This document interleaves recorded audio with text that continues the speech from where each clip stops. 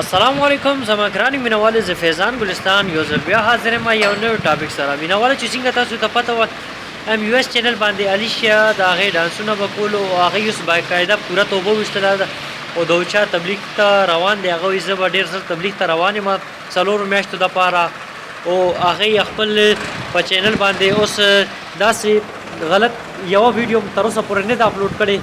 نو ډېر ښه کار یې وکړو. هغې ثابت کړي چې موږ مسلمانان یو. او بله خبره دا ده زه تاسو ته دا شیر کوم، بله خبره چې آینه د کلتور اظهر شیما هغې کره تللی و 5 لک روپۍ وله ورکړی نو بهر نه یو کس دی هغه وله پیسې رالیږلي و 5 لک نو هغه وله 5 لک روپۍ ورکړي او هغه دا خبره کړې ده زه هر میاشت به تاسو له په 30,000 د میاشتې پیسې به درله درکوم خو شرط یې په پیسو باندې دا ایښلی دی چې زه به ځکه درکوم الیشې ته ویلي ته به برخه چې حجاب اچي او ته به راځې د اظهر سیما په چینل باندې به خبرې کوې زما چې کوم چینل دی هغې باندې به ته راځې ویډیو به جوړې. نو زه هغه کس ته دا ویل غواړم ستا د پیسو ورکولو مقصد څه دپاره تا پیسې وله ورکړې دې دپاره آیا چې هغه خپل چینل باندې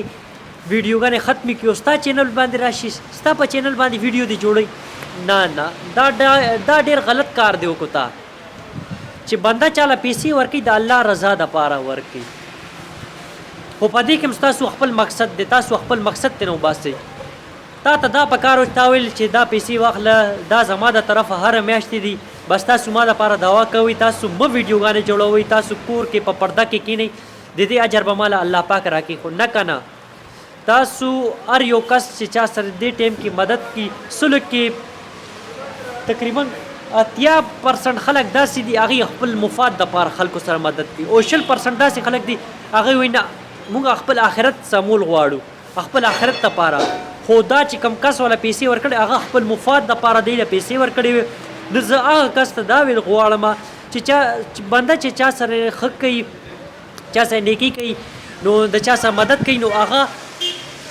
دا نه وایي ډیمانډ یې دی خو تاسو ډیمانډ یې خلی و خپل ډیمانډ یې ورته پیش کړو چې دا زما ډیمانډ دی ته به زه به په دې شرط باندې به تاسو له پیسې درکوم. دا ډېر غلط کار کړی دی. زه خپل ملګرو ته دا ویل غواړم چې څونه کیدی شي تاسو دا زما ویډیو شیر کړئ او هغه کس ته زما دا ویډیو ورسیږي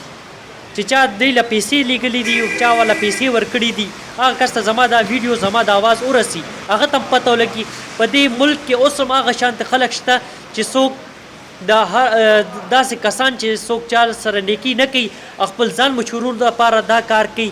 دا موجود دی زموږ پہچان کودو دپاره. نو ملګرو زما تاسو ته درخواست دی تاسو زما ویډیو چې څونه شیر کولی شي هغه کس ته شیر کړي زما اواز هغه ته ورسي دا زما میسیج و. والسلام.